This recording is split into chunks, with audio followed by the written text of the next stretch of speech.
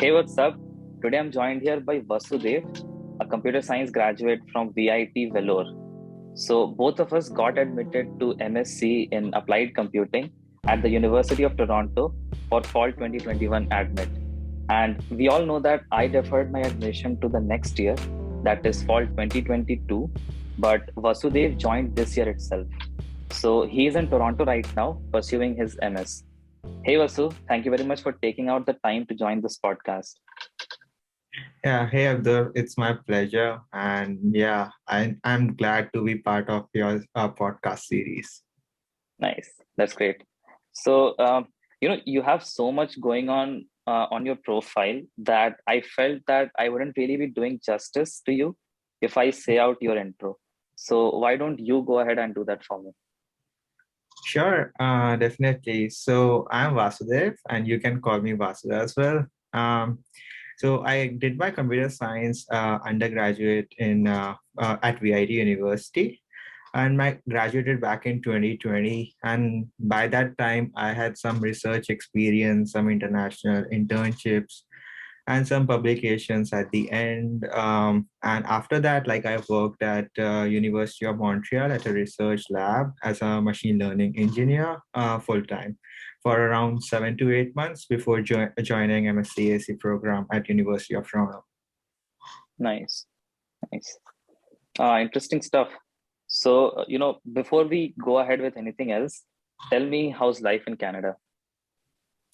Yeah, it's great. Great in the sense that Canada is an awesome place. Like you can see a lot of places around here, and yeah, the list goes on and on. You need some time for exploring the city and the suburbs and all those areas. And obviously, there is a downside. You need to cook and all those things.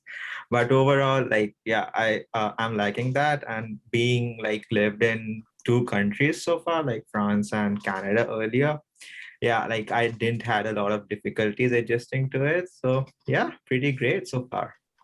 Nice, nice. So, have you been visiting places there?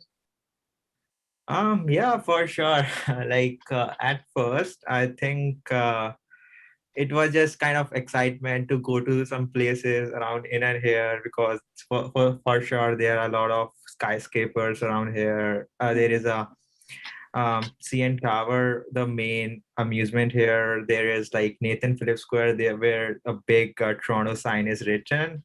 Yeah. That place, and recently, like I believe a month ago, I've been to hiking, and it's Oh, so nice. damn beautiful. Like during the fall, like one should definitely go there if have a chance. And also did some ice skating recently around a week or two ago because it was snowing here. So Okay. yeah, really enjoying it. Yeah. Seems like you're having, some good fun. Yeah. So, how is Toronto, like in specific? Um, like it's very fast moving for Hmm. sure. Like uh, you need to keep up with the moving city, and it's obviously downtown and around your area. Everywhere you're going to see skyscrapers, all those companies, big firms, and all those things. So yeah, you are for sure going to get overwhelmed as such. And apart from that, the city is so gorgeous, and like once you going to come here, you are going to love it. Nice, nice. So, like, are you staying in the city or the suburbs? So right now I'm staying in the city, the downtown area. For me, like it's a 15 minutes walk from here Okay. till University of Toronto. So yeah, that's pretty much it. I think living far is having an downside that you need to commute and all those things. Hmm. So I chose to live close by rather than staying far. Okay, nice. Did you say like 15 or 50? 50 minutes? 1 5. Oh, 15 minutes. That's really close. And that to walking, right?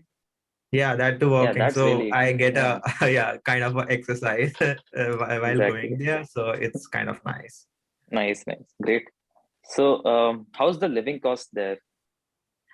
Living cost, to be honest, is on the higher side. Like, if you want to have a, let's say, private room, it would be first of all small, and the real estate market of Ontario is skyrocketing, especially the Toronto region. So Mm. it, like, I would expect it is at minimum around $600 or 650. 650 is the least you can get, and in that you have to compromise with a small apartment and all those things, sharing rooms and all those stuff. Okay. So yeah, that's Yeah. yeah, like you can go up on the higher end as well, like it's above 1,000 and you can pay as much as you Yeah. want, but like for the students perspective, I would expect at least 650 in the downtown region. You are going to expect that. If you are going to live in the other parts, let's say in North York, which is very far from the University of Toronto, or other areas, it's Mm-hmm. going to get cheaper. Now, not significantly, like you can expect around $500, but Oh. yeah, like there's a trade-off, right? Like you have to Mm-hmm. commute, so having a monthly pass which takes around $120, like we have a Presto card, you have to add that cost as well, plus time. Mm-hmm. Makes sense. Makes sense. It's almost comes, to the same thing, I believe. Then it's better to just stay in Yeah, the downtown itself. yeah, very true. Great, great. And 650 for like a single room, right? Like a personal room, Yeah, single private room, room. like like I think by single room I'm saying that right now I'm living in a single room, but it's a unit, so multiple people, like there are 4 rooms, Mm-hmm. and like we are sharing 2 bathrooms and a common kitchen, Mm-hmm. and yeah, that's pretty much it. So four I people are see. living with, yeah, 2 bathrooms and one common kitchen. So that's how much it is. Like if you want to have a large room completely by yourself, a complete unit, you're going to pay much more, like more than 1,000. Obviously, obviously, yeah, makes sense. So, yeah, do you cook for yourself then? Yeah, having some experience like in cooking, I was like, okay, I'm not going to spend a lot of money buying stuff from outside, which is, first of all, not viable for me because I'm vegetarian. So I Mm-hmm. I have to cook for myself. So it's been 4 months since I've been cooking. So yeah. Okay, great, great. So you cook for yourself, nice. So, we all know about my reasons for choosing to study in Canada. What are yours? Yeah, for sure. That's a great question. And for me, first of all, like Toronto is kind of very fast growing AI in respect to AI opportunities. You are going to have a lot of opportunities because it's growing startup community around here. Mm-hmm. There are a lot of networking opportunities. At one day or the other, you are going to have a lot of tech events or networking opportunities, and you can easily interact with a lot of people out here, which is really great. And for my case specifically, it was like that I was interested in healthcare and computer vision research areas. So it has a lot of great research opportunities in that domain. uh, the thing is that like University of Toronto has partnership with various healthcare hospitals such as Sick Kids, such as Temerity, and others, where there are huge opportunities around there. So that Mm-hmm. was one of the reason I applied there. And the second is that like I applied to US as well, but because I the uncertainty looming around H-1B visa is Uh, too much, yeah, so makes I sense. thought that it's much more viable for me to study at top university in Canada rather than going Mm-hmm. to US. Also, Mm-hmm. I had some monetary compensation, Mm-hmm. so that's why. Yeah, yeah, makes sense. Makes sense. Good, good, good stuff.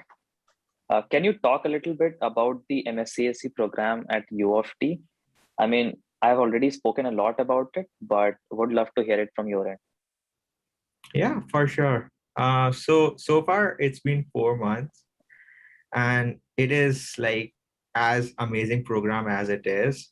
not only from the academic perspective, where you can meet a lot of great professors around here, which are top notch in their respective fields, starting from AI, networking, robotics, or any other domains.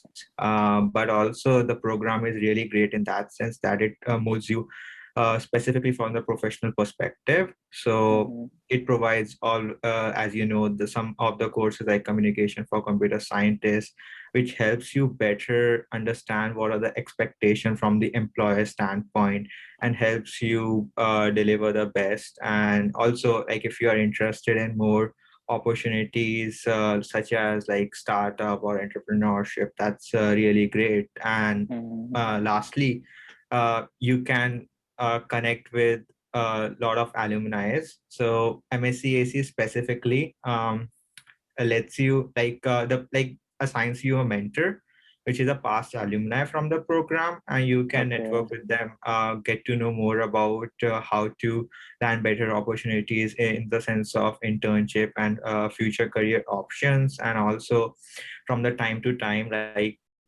last 2 months we had two industry partner nights where we got to know about the recent advances which are happening in the industry so far. For example, SOTI, Layer 6, and what are research they are working on, and which is really state of the art, and some of the really cool stuff they are working on. So overall, yeah, really great of a program it is, and I'm pretty much liking it so far. Nice. So it's more about the experiences, right? Not just the academics, right? Yeah. Like academics, you can obviously study everything from YouTube and online, but it's more connecting and also growing you professionally, and also opportunities it provides. True, true. So it's been close to 4 months since you joined the MSCAC program. How's it going so far? Yeah. So at first, like when I just came in, it was like I just came in before or just after the semester started. So it was kind of hectic, but things started to ease out. I had taken two courses at that moment and did a TA shift. So overall, at that moment, it was not at a big of a deal. Like I was enjoying it, but as soon the time progresses, the burden starts to climb up, and you are going to feel that yeah, it's an intensive program for sure. A lot of grad classes, and aside from it, you need to manage your time efficiently with the courses alongside your other duties like chores, cooking, and all these things. So, but overall, like I found that as a person, like the courses are really great. Like the professors are actually really helpful, and I actually learned a lot during that 4 months time. Nice, nice, good stuff. So yeah, you already told that it's academically challenging. It's intensive.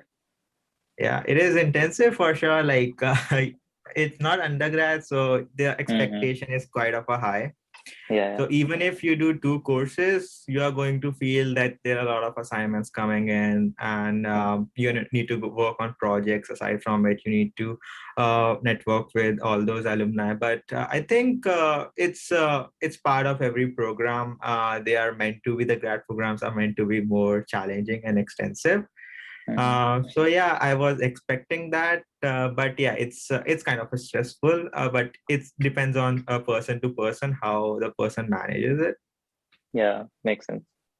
So, like, are you studying in person for MSCAC, or is it like an online class? So the courses which are offered are hybrid. Like you can go for online classes, you can go for in person.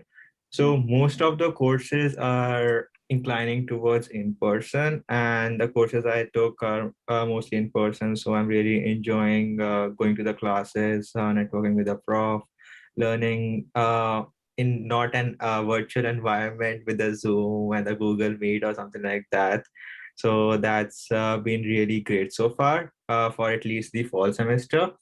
For the winter semester, because Canada is kind of strict with the cases, and some of the cases of Omicron viruses have been shown here lately. they are saying that till the first week of January, they are going to have online classes for all the courses. Maybe then after they will monitor the progress and see how things are going, and then eventually plan out the further mode of delivery of the courses. So, what's the cohort size for your batch? For us, I believe the cohort size is around 80. Okay, Yeah. nice. And like, how many of them are Indian? Okay, this is like weird question, but yeah. Indian, I believe I'm not very sure, Mhm. but a ballpark estimate would be around 20, I believe, 20 or Oh, 15. 20 or 15 out of 50. That's a great number. Okay, like that's around 20% approximately, Yeah, I would say 15. right? 20 is on the higher end. Okay, great, nice. Yeah. So, is the program like diverse? As in, are there people from like multiple places, multiple backgrounds? Yeah, it is for sure diverse. It's very well diverse. Like you're going to find a lot of people from your kind of experience as well. Like they did undergrad and then just directly went to MScAC program. Okay. Lot, but on the on the higher end, like you're going to find a lot of people who have some industry experience, more greater than 1 year or so. Mhm. So that's pretty common. And like I have met some people who have experience of more than 5 years. So that's pretty amazing. Okay. Yeah. And then they are pursuing their graduate school at University of Toronto. And it's common, like in American culture, uh, Hmm. like you can expect the same thing. People like after having a lot more industry exposure, they pursue and come back to the grad school and do Uh, their higher studies. So that's it. And apart from like talking about the ethnicity, it's also diverse. You are going to see a lot of Indian people. There are Chinese, Japanese are also there, and like I met some Mexican people around here, someone from Thailand and South Africa. So yeah, all the people from every other country you are going mm, to find them. So you're going to learn from them professionally as well, and also from their culture. So it's pretty great. nice. Must have been an enriching experience, I believe. Yeah. Nice. So, when did you move to Canada? I moved to Canada around 7th of September, and the Okay. classes around started at the same time, I believe. So yeah, that's why I was mentioning that when I moved here, like it was Mhm. kind of very stressful. Okay. So yeah, Nice. Okay. So, what was your experience like while traveling during the pandemic? not good because the pandemic like halted all the plans. Okay. First of all, there was some issues with the visa. I Uh, got my visa 4 months later when oh. I applied. So that was the first issue. And like at that time when there were some restrictions for the travel, so I couldn't travel by a single route. You had to go to another country, third country, and then Mhm. travel to Canada. So it was on the expensive end, so maybe three Mhm. times more expensive.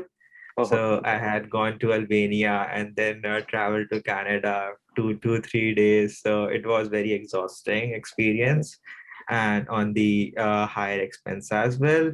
Aside from that, like there were some issues other like when I even landed in Canada regarding study Okay. and work permit, they just straight away denied me.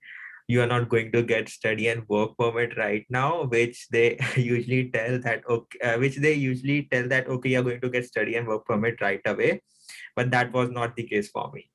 I was told, okay, you are going to get study and work permit a month later, and I was quite anxious that I was at that point I had nothing on my hand that I can prove that I am an international student. And so it was kind of, things were not going very in a systematic Smooth. manner. Everything Mm. was going on the opposite end of the spectrum. So yeah, it was not great, but looking into retrospect, I think it was all worth it, and I'm just looking at the better side right now. Yeah, good. It's always better to look on the right side. So you received the Vector Scholarship in AI after your admission to MScAC. Can you talk a little bit about that scholarship?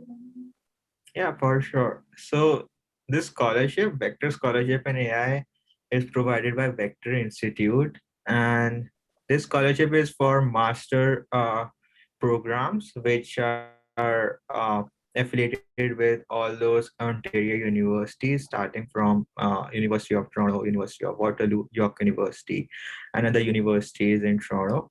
Sorry, Mhm. in Ontario region. Ontario. Mhm. So yeah, that's pretty much about it. So every year, they award around 100 merit scholarship to all those universities in the Ontario region, and students get these universities. For instance, a university can a specific university, let's say University of Toronto, for instance, the MSCAC program, 10 or 5 or 6 students might get it, Mhm. something like that. So they provide two things. First of all, they provide some monetary compensation for the whole academic duration. For me, and also for everyone, it is 17.5K Canadian dollars.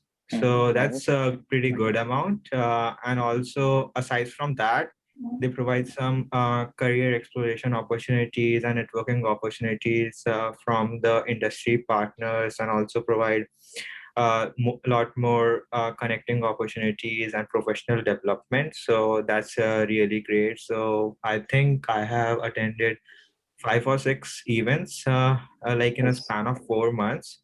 Mhm. So that's really great. Nice. Yeah, that's good. So, I mean, I remember that everyone in the MSCAC group applied for the VSAI scholarship, but you're the only one who I know who secured it. So, I believe you're the right person to share some tips on filling out the application form for the VSAI scholarship. Yeah, you're right. Like, I don't know exactly um, if I would be able to answer it, because it depends on the committee and all those things. Mm-hmm. But I can tell what worked out for me and what might not work out. Mm-hmm. So while filling this application form, which was provided by University of Toronto internally, when the MSCAC admits have been given, and afterwards, like there was specific mention about the career goals, and I was very specific into that I had some research interest in AI and healthcare related sectors. Mm-hmm. So I was very specific about that, and also on top of it, it is really great to mention what all courses are you planning to take so that it matches your research interest, and now how it aligns to AI. So this scholarship in general is more catered towards artificial intelligence. So you need to show the committee that you are much more interested in taking the courses which are more AI inclined. Mm-hmm. That's the first step. And the second is that because our program had an internship at the end, so you need to tell how the internships which you are going to pursue at the end are related to AI, and also does it tie back to your research interests. So that's like that thing I did pretty much good job into that. For instance, I was very specific in naming all the companies and how they were doing Mm-hmm. some really great and innovative work in projects in that area. And I wish to, like, after graduation from University of Toronto, I want to pursue work there as a full-time employee. So yeah, that helped. Apart from it, letter of recommendations, as usual, they help you a lot if they bolster all those things which you said. So Yeah, yeah. yeah, that's pretty much it. Nice, nice. That's really helpful. Thanks. So, can you briefly discuss the technical aspects of your profile, like your projects, internships, and research papers? Okay, so my technical aspects at the time of applying was that, like, as I mentioned earlier, I did Mm-hmm. some research internships in my undergrad. So I did some international internships at France, which is CNRS. So where I worked on AI and healthcare. So I did a project on EEG prediction using deep learning. So EEG uh, is a kind of a device which is mounted on top of our head and records Head. brain signals. So I was interested into that project. And also I did a research internship at University of Montreal, Canada on semantic segmentation of histopathological images. So these were some of the projects and research internships I've worked on. As an outcome, by that time, I had 4 publications, three Oh, in nice. international conferences and one in international journal. Yeah, that kind of summarizes what my aside from my other statistics, what my profile looked like from the research spectrum. Yeah, yeah. That doesn't just summarize, that roars. 4 publications, 3 international. That's great, Like, man. yeah, it's not, it's just okay. Like, I don't think it's too much, but yeah. So, how did you like secure these internships? Was it Uh, some kind of like my tax based or? like it was totally up to me because my university is not that reputed. Like Okay, okay. VIT University, unlike IITs and NITs, where you can apply to a general program like MyTax or Charpak and Hmm. get these opportunities. What I did instead, I directly reached out to the professors, cold emailed them, and some of them were really interested in working with me. So that's how it worked out. I got connected, landed an interview with them, and then eventually worked with them and was successful in getting letter of recommendation. So That's one nice. of the recommendation I got was from a prof at University of Montreal. So I also think that was really instrumental in just securing an admit at University of Toronto. Yeah, nice, nice. Even I remember like I secured DART wise, right? But the process for DART wasn't the same as for my tax. I mean, my tax is like just a 10-minute application, 100 words SOP, I guess, 1,000 character SOP, and that's all. Yeah, But DART wise was it was not the same. It was like I had to first cold email profs in Germany, and most of their websites were written in German. So that was very yeah, weird. It was like a very difficult experience for me to do that. And I remember I had sent around like 120 emails to get some respectable number of acceptances, and I was lucky to yeah, get an acceptance from TU Munich, which is like the first ranked university in Germany. So yeah, I can yeah. relate to cold emailing. Yeah, very true. If you just send out very few emails, it Mm-hmm. won't work out because you never know what the professor might be interested or not. So the same thing also applied for me, like when I was applying to Charpak, and that was through the common application form, Mm-hmm. wherein also it was the same process at that wise, where I needed to cold email the professors and get an acceptance, as in they were uh, they Mm-hmm. were inviting me to part of research in their lab. So yeah, I completely agree with you. Like if you kind of reach out to a few Mm-hmm. professors, for sure you're not going to get a response. The goal is to reach out to as many as prof as possible and Exactly. maximize your chances. Put your all eggs in as many as baskets as possible. Exactly, exactly. I really agree. And yeah, the reason why I'm stressing on this point here is because I get a lot of messages where people say that I just mailed like 15 profs and nobody's replying. I'm really sad. What should I do? Things like that. So yeah, here's the answer Yeah. to that. Yeah, and profs don't usually have that much of a time wherein they are going to Mhm. read that long of your email and going to reply you. And Exactly. if they have some project and that aligns with your profile, they might reach out to you. So that's very luck-based chance. So Mhm. maximize the chances as high as possible to receive an international internship. Yeah. Nice, nice.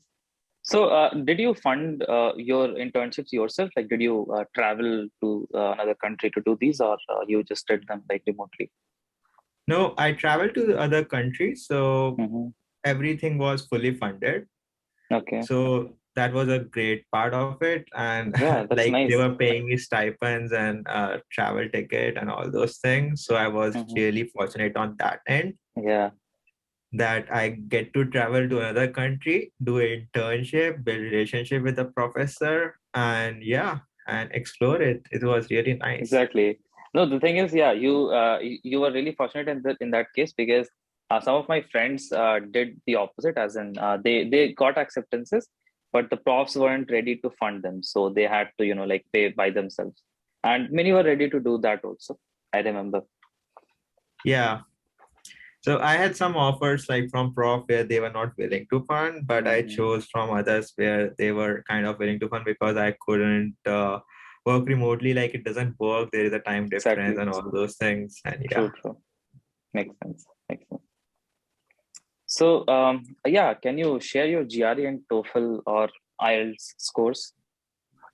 Yeah. So at the time of applying, my TOEFL was 109. Mm-hmm. My GRE, on the other hand, was not on the high end, like it was on the lower end, and I didn't submit it to any of those Okay. universities I applied Okay. to. So because I didn't want to hurt my chances and it was Mm-hmm. kind of optional. So it was Okay. around 314. Okay. Actually, you've That's got the same exact scores that I have: 314 Oh in really? GRE and 109 in TOEFL. I was wondering if you were like speaking my scores, but okay. Oh yeah, that's kind of a coincidence. Yeah. So we are actually like, so I mean, as you told, you didn't submit your GRE scores. So my GRE attempt was also a trial attempt. Actually, I was supposed to write. I had all the plans to write it another time, but in the end, like most of these universities that I applied to, they said that the GRE is not compulsory, and it just gives you an advantage if you apply. So we just applied. I didn't like write it another. I didn't write it another time. That's all. Yeah, like I can't relate to it completely. I was also planning to write it another time, but I thought that okay, let's get over with it. No Hmm. GRE, just submit your profile as it is, Yeah. without the GRE score and all those test scores, which I have at that moment. Yeah, nice, nice, good stuff. So same GRE TOEFL scores. That's such Yeah. a coincidence. Yeah. Um, so since you graduated in 2020 and you got admission for fall 2021, did you take up a job after graduating from VIT? At that moment, when I was the placements were happening in my university, I didn't sit in any of those placements. So I was unfortunate in securing any of these jobs, and the Relatable, pandemic hit relatable, up. relatable.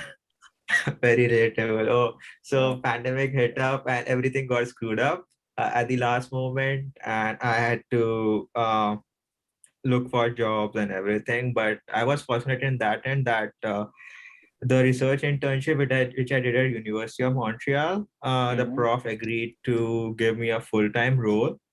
Nice. Uh, but at that moment, because I couldn't travel, it was a remote role instead. So I Hmm. worked for around 7 to 8 months as a machine learning engineer at that specific lab before joining MScAC at University of Toronto. That's nice. Great. So you did Yeah. a full-time researcher work, remote researcher work at Montreal, right? University of Yeah, it's not Montreal. a researcher, but I would say I was involved. Like a paper came out of the like work, but I Hmm. wouldn't say that it's the most more related to research role, but it was a machine Okay. learning or software engineer role. So Okay. yeah.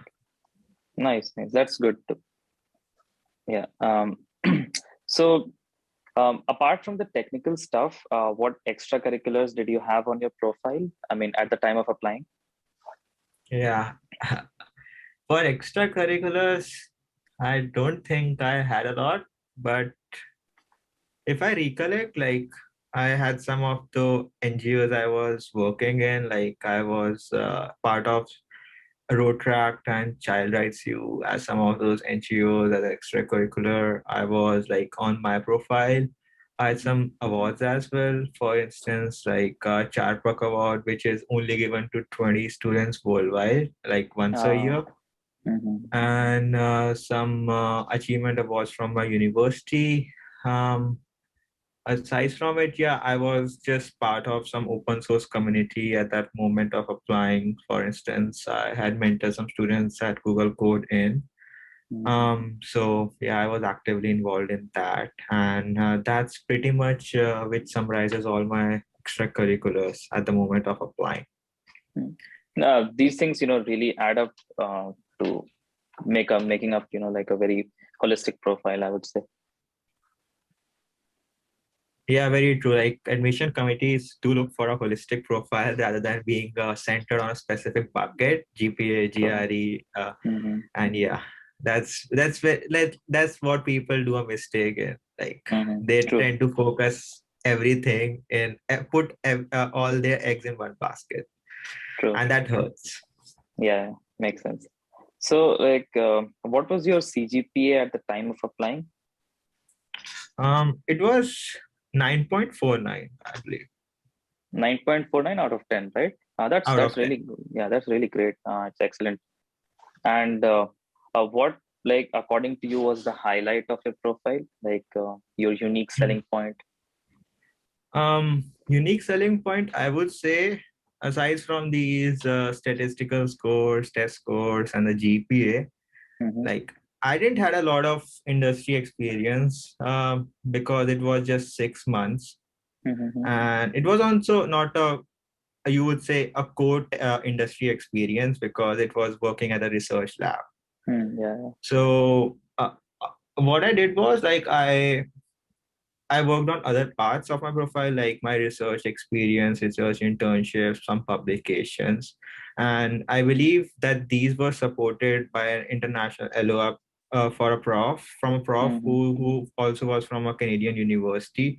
And that all kind of, I think, helped in some way to getting an admit at University of Toronto.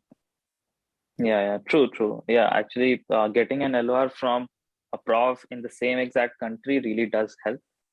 Because I remember, a lot of my seniors who were planning to study in the US, like for MS. So they were planning to, not planning, they were, literally like trying to get LORs from a US prof, an American prof, because it really helps. Yeah, definitely it does. Yeah. So those who watch my videos regularly would know that the tuition fee for the MScAC program is close to 65,000 Canadian dollars. And it is the most expensive MS program on my list. So how are you planning to finance your study? Yeah, it is for sure the most expensive MS program in Canada. Yeah. So part of it, like it's covered by vector scholarship in artificial intelligence. So I'm getting 17.5K. You can estimate it 20K. Remaining 45K, this most likely covered by the internship, which you are going to do at the end of the program, the 8-month internship. But the thing is that like this 8-month internship doesn't like pays you more than 65K. Okay. So yeah, like I'm expecting that I'm going to have some more money in my hand by the end I'm graduating, because I'm being covered some part of it by vector scholarship and artificial intelligence. So yeah, that's a good point. True. Because the internship part actually helps you in compensating all the costs. So the pay is really good, and the expectation is also really high. That's great. Yeah, even that's what even I was thinking, that maybe because I don't have a scholarship, so at least 90% of it, 85% of it would be covered by the internship. What the ARIA, right? Applied Research Internship at the end. Yeah. And the rest I can just cover up myself. That's what. Yeah, very true. I was So by planning. the end of the program, like you won't have to worry about the expenses and all the amount, the loan you took and all those things. Yeah. Because the pay at the end of the internship program is really good, and after that you're going to go into a full-time role. So I wouldn't worry about the 65K CAD money just by looking at this, because if you get an admit, you are going to get it just off your depth pretty soon. True. Yeah. That's correct. That's correct. So, yeah, since you like brought up the topic of full-time job, like, are you like aware? Okay, I'm not, that aware of the kind of pay that students, I mean, the graduates of MSc get after their internship. Yeah, it varies. Like, depends on the industry you want to go. Is it a non-profit organization? Is it a profit organization? Are you working for a healthcare company, or are you working for non-healthcare, which are the MNCs and all those things? Mm-hmm. So on average, I would say, like it's above 80K. Like living in Toronto region, like the full-time role. But yeah, like you can't quote it, like to be honest, like a specific role, like people can earn more than 120K as well. So Yeah. it really depends on the skills, the experience you have, Mm-hmm. and the company. So it depends on the organization as a whole. Are you working in a startup or non-startup? Yeah, is a mid-sized company? Is it a big-sized company? And all those things. But Yeah. yeah, rest assured, like it's pretty good as compared to standards of living in Toronto. Sure. Yeah. So there are a lot of variables. Yeah, but overall, it's good. So, what other MS programs did you apply to? Okay, so I did apply for, I believe, 10 programs when I Mm-hmm. applied. So I will start with uh, the programs in Canada, like all were MS in computer science. Mm-hmm. So Canada, I applied to three universities: University of Toronto, first of all, a UBC, University of Waterloo, Mm-hmm. and I applied to the states as well. Okay. So there I applied at UIUC, Georgia Tech, Columbia University, Mm-hmm. University of Southern California, Purdue, and Mm-hmm. University of Texas, Austin, as far as I can remember. Nice, nice. That's a good set of universities that you applied to. Yeah, like And the mhm, times were kind of rough back then. Like everything was uncertain, the competition uh, was high. So true, I true. want to maximize my chances as high as possible. And I kind of got admits out of these from Waterloo, Toronto, obviously, Mm-hmm. Columbia, USC, Purdue. Five. Yeah, Nice, nice. I got an 4 out of 8. I had yeah, applied to it's 50%. 50% again. So yeah, Yeah. I got at like UofT obviously, and Waterloo MDSAI. I had applied Master of Data Science and AI, and then SFU. Yeah, I had applied to Simon Fraser University also, Professional Master of Computer Science with concentration in computer vision. So there also I got. And in Waterloo, I had actually received admits from two programs. So one was Master of Data Science and AI, and the other was Master of Management Science. So these Nice. two, That's really yeah, these two from Waterloo. So yeah, altogether like 4 out of 8 that I applied. Yeah, it's almost the same. The Same, yeah, statistics match, and true, the true. percent of Course, admits also match. yeah. Quite a So coincidence. exactly. So a significant portion of my audience aspires to get into the MSc program at University of Toronto, and I'm saying this because I really am getting these many messages Yeah. from people asking me about the MSc program. So would you like to give them some advice? Yeah, like I can completely relate to you. A lot of LinkedIn messages bombarded Exactly. and asking for the same advice. So I Hmm. would say, like, all those Canadian universities, first Hmm. of all, uh, are GPA centric. So start with your academics first. Don't kind of mess up your academics at the end and think that if you had less GPA, you are going to get admit at top universities. Hmm. It is like not that the thing that is very likely, and you might not get an admit if you just screw up your academics. You can of course compensate with GRE scores and the research publications, but I would say if you are first or second year, and if you have thought of, let's say, applying to Canadian universities on top notch, first of all, focus on your GPA and don't Academics. screw it up. And the second is that aside from that, like if you think like it has got bit less as expected than expected, maybe you can compensate with the GRE and show a good score. Maybe a 320 plus helps.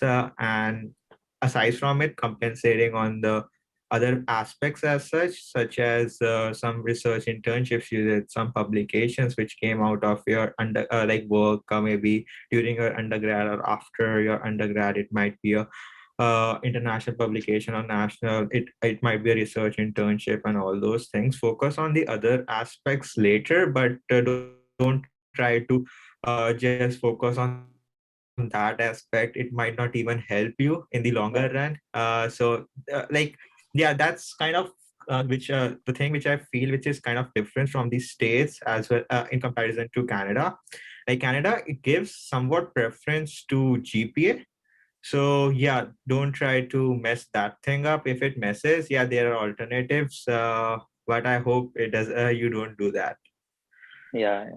True, true. That's the the first advice that I give to those who ask me, like how I should.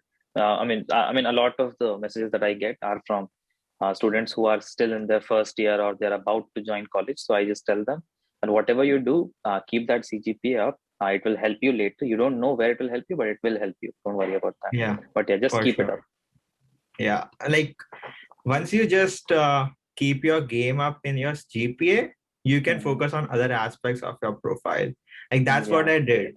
Like Hmm. in the early first or second years, I was solely focused on the GPA, and meanwhile, just gaining some tips on how to better my profile and application. And after my second year, because my GPA was decent enough and good for most of the universities, I thought of working on research internships, some publications, and focusing on that aspects, and also Hmm. getting a LOR. So that comes later. Like, yeah. Yeah, yeah, makes sense. Makes sense. Totally agreed. So we have officially come to the end of the questions here. It must have been a long journey answering so much. I mean, so many questions. Yeah, no worries. Like, it's my always pleasure to be answering questions and guiding the students who are going to apply, be it at MScAC program at University of Toronto or either any other program. Yeah, good, good. So for the viewers, if you have any more questions, feel free to comment them down below. I'll go ahead and share Vasu's LinkedIn in the video description for you to contact him directly. So, Vasudev or Vasu, thanks a lot for being here with us. I learned a ton from you today, and I hope the viewers did too. So, that's it for today. Thank you very much for tuning in, and we'll see you later. Thank you, Abdul.